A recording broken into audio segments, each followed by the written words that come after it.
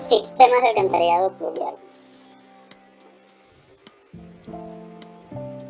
En este sistema lo que se pretende es captar toda esta escorrentía en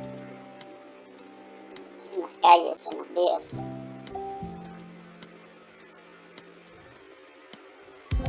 Debemos tener en cuenta que un sistema pluvial es muy costoso. Los caudales de agua lluvia son muchísimo mayores que los sanitarios, por ejemplo. Entonces las obras son de mucha mayor magnitud, mayores diámetros, mayores estructuras. Entonces, pues no todas las poblaciones necesitan un sistema pluvial, esto hay que construirlo donde se requiera. Normalmente poblaciones pequeñas, con pendientes bastante inclinadas en las vías, pues se evacúa rápidamente las correntías sin necesidad de un sistema pluvial. Y aún en las ciudades que se necesiten, pues se construirá en los sectores con problemas de inundación. No necesariamente hay que cubrir toda la población.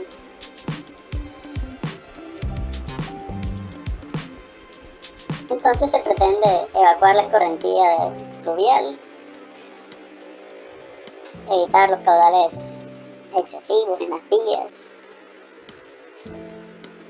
evitar inundación de las propiedades, la paralización del tráfico vehicular y peatonal, evitar las conexiones erradas en el sistema sanitario. Recuerden que estas son las aguas lluvias que penetran en el sistema sanitario, normalmente bajantes de techos o patios. Y esta problemática se incrementa cuando no hay un sistema pluvial. Si hay un colector pluvial, pues es muy fácil conectar directamente al colector, de tal forma que se evitan esas conexiones al sistema sanitario.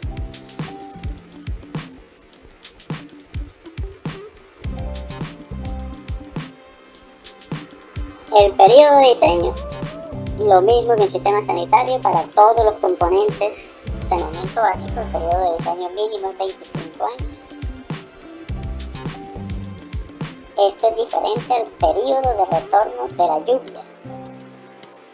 Nosotros debemos diseñar para una lluvia. Debemos tener una lluvia de diseño. Y se parte de la premisa que no diseñamos un sistema pluvial para que no falle nunca, a diferencia del sistema sanitario. Nosotros el sistema sanitario lo diseñamos para que no falle en el periodo de diseño. Si falla con algo, sencillamente está operando mal, penetraron agua lluvias, se obstruyó una tubería, pero lo diseñamos para que no falle. El sistema pluvial no funciona así.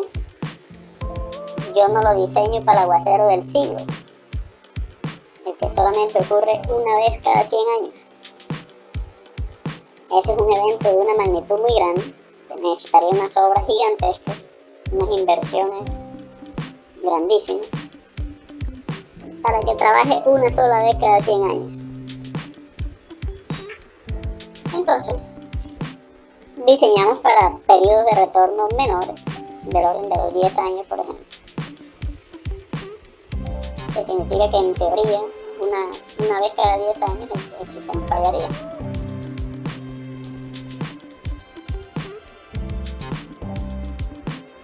Ese día listo, se paralizó la ciudad, el tráfico, hubo algunas propiedades que se inundaron.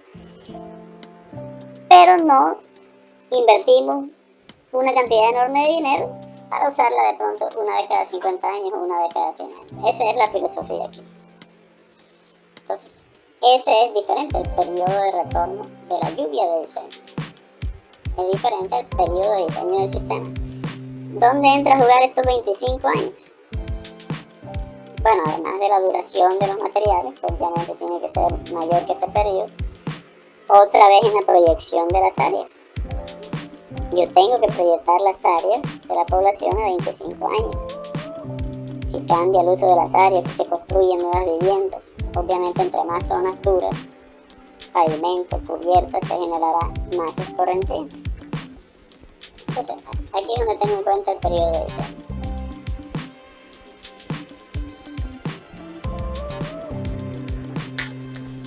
Entonces, este se determina con base en la importancia de las áreas y el tamaño.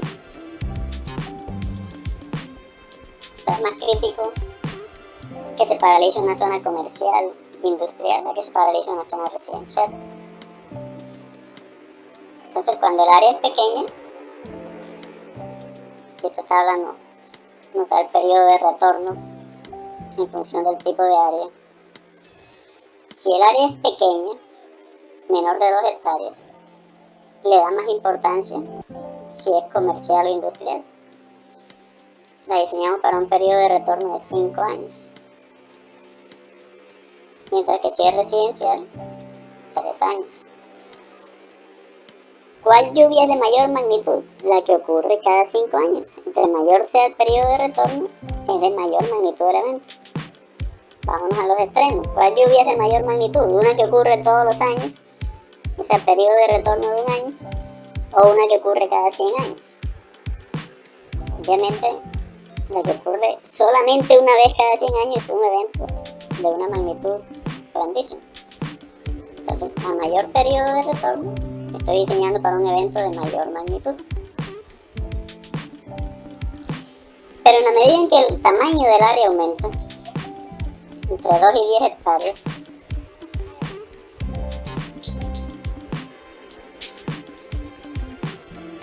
en la medida en que el tamaño del área aumenta, ya no importa si es residencial,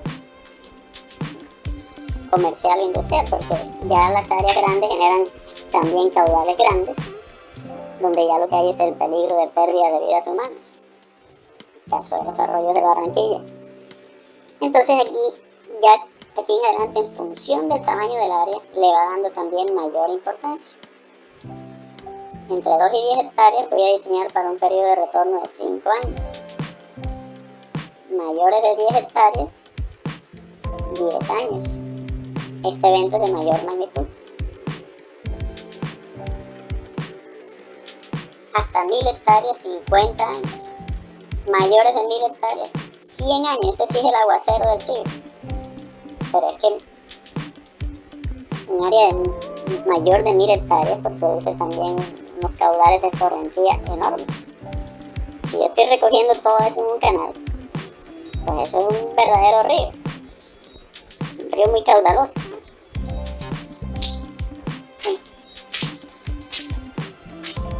Entonces ya aquí lo que hay es el peligro que se desborde ese gran caudal. Por eso lo diseñamos para un evento de mayor magnitud.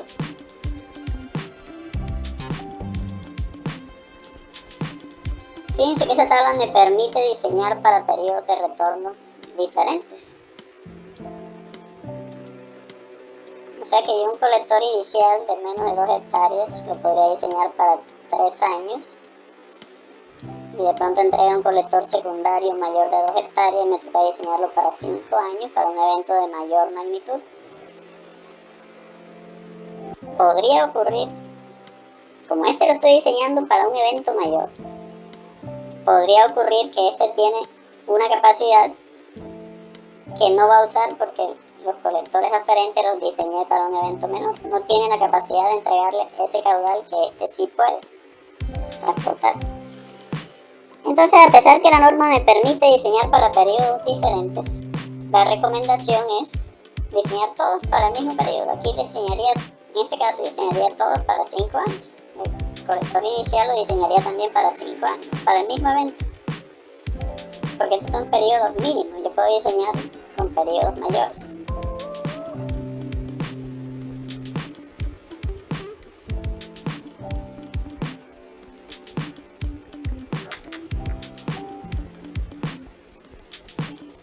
Las áreas de drenaje se determinan de manera muy similar a como lo hicimos en el alcantarillado sanitario, directamente en los planos, pero teniendo en cuenta el drenaje natural. Obviamente aquí son caudales de escorrentía, entonces en función de la topografía, por ejemplo esta área que está delimitada aquí, no significa que el agua que caiga dentro de esta área va a drenar hacia esta red de colectores, por la topografía. cotas, la topografía permite eso, que el agua que caiga dentro de esta área drena hacia la red del colector. Esta ya sería otra área porque, de acuerdo a la topografía, drena hacia otro lado. Entonces esto se determina directamente en los planos. Debe incluirse el área tributaria propia del tramo. Esto fue lo mismo que hicimos en el alcantarillado sanitario. Si hay un colector en la calle, pues las viviendas entregan ¿dónde? Directamente al colector. Lo que pasa es que en sistemas pluviales, cuando hay una calle sin colector, ¿qué hacen las viviendas? ¿Dónde deben entregar la escorrentía? Al pavimento, a la calle. Pero si tienen un colector, deben entregar directamente a esta tubería, precisamente para evitar las escorrentías en las calles. Esto lo aclaramos bien con el ejemplo. Aquí quiero que nos enfoquemos inicialmente en tres partes. Ya hablamos del periodo de retorno, ya hablamos del área de drenaje, el caudal de diseño lo vamos a calcular con el método racional. Esto lo vamos a ver en detalle más adelante. Por ahora nos estamos enfocando en el área, en el periodo de retorno, y quiero que hablemos del coeficiente de escorrentía, que es la fracción del agua lluvia que se convierte en escorrentía. O sea, es algo parecido al coeficiente de retorno en el sistema sanitario. El coeficiente de retorno era la fracción del agua del acueducto que retornaba al alcantarillado. Aquí el coeficiente de escorrentía es la fracción del agua lluvia que se convierte en escorrentía, porque hay una parte que se infiltra, que se evapora, que la retiene la vegetación.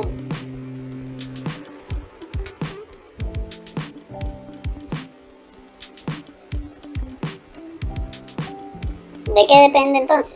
Pues del tipo de superficie, del grado de permeabilidad de esa superficie, un poco de la pendiente del terreno, pero básicamente del tipo de superficie. Si estamos hablando de poblaciones, entonces hay mucho pavimento, mucho piso, andén, muchas zonas duras, cubiertas, se va a generar muchísima escorrentía. Diferente a si hay muchos parques con vegetación, si las casas están separadas, rodeadas de jardines, pues ya generará menos escorrentía. Y aquí es donde entra a jugar el periodo de diseño de los 25 años. Yo tengo que determinar el uso futuro del suelo, de acuerdo con los planes de ordenamiento territorial. ¿Cuál va a ser el uso de las áreas? Si va a ser residencial, comercial, industrial. Normalmente zonas industriales, por ejemplo, son zonas duras, cubiertas, pisos, pavimento, generan mucha escorrentía.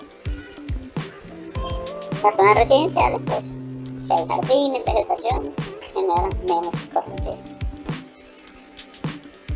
Aquí es donde uso el periodo de diseño.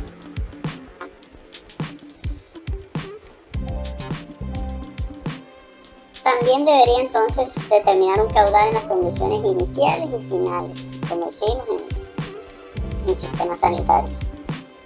Entonces tengo que determinar estos coeficientes de escorrentía al inicio y al final del periodo de diseño.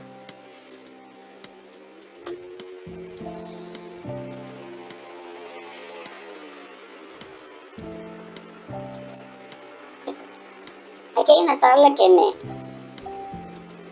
ayuda a determinar ese coeficiente de escorrentía. Es algo bastante complicado, son un poco subjetivos a veces. Pero bueno, con esto diseñamos. Cubiertas, pavimentos, todas estas superficies duras, coeficiente de escorrentía 0,90. El 90% del agua lluvia se convierte en escorrentía. Casi todo. Mientras que si son laderas con vegetación o parques recreacionales con mucha vegetación, el coeficiente es solo 0,30. Solo el 30% se convierte en escorrentía, el 70% entonces se infiltra en el suelo, la retiene la vegetación, lo retiene. Y así, zonas comerciales e industriales. Pues estas son zonas duras, como les dije hace un momento. Mucha cubierta, piso, pavimento, también 0,90. Ya las zonas residenciales dependen, también lo que les comentaba. Pues si son casas muy juntas, unas de otras. Y si lo que predomina son los pisos, los andenes, entonces el coeficiente puede estar en el orden de 0,75. En la medida en que las casas van siendo ya más separadas, predominan zonas verdes, están rodeadas de jardines, pues va disminuyendo el coeficiente de escorrentía. Aquí es donde entra un poco la subjetividad. ¿Dónde me ubico aquí? Entre 0,75 y 0,45, digamos las más normales. Hay que tener mucho criterio para esto. Y si mi área de drenaje, si yo voy a colocar un colector aquí que me recoja la escorrentía de toda esta área, pero está formado por diferentes tipos de áreas. Aquí hay una zona residencial, hay una zona verde, bueno, diferentes tipos de áreas. Entonces sacamos un promedio ponderado. Ponderado respecto al área.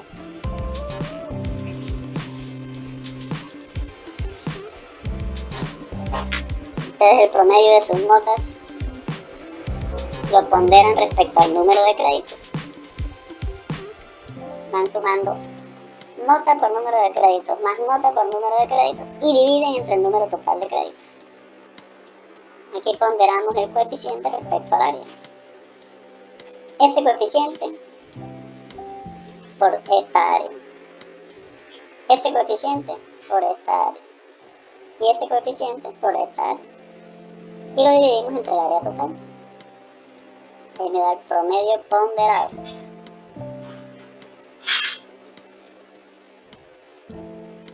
Ok, vamos a mirar esto con un ejemplo y luego nos enfocamos en la intensidad de la precipitación.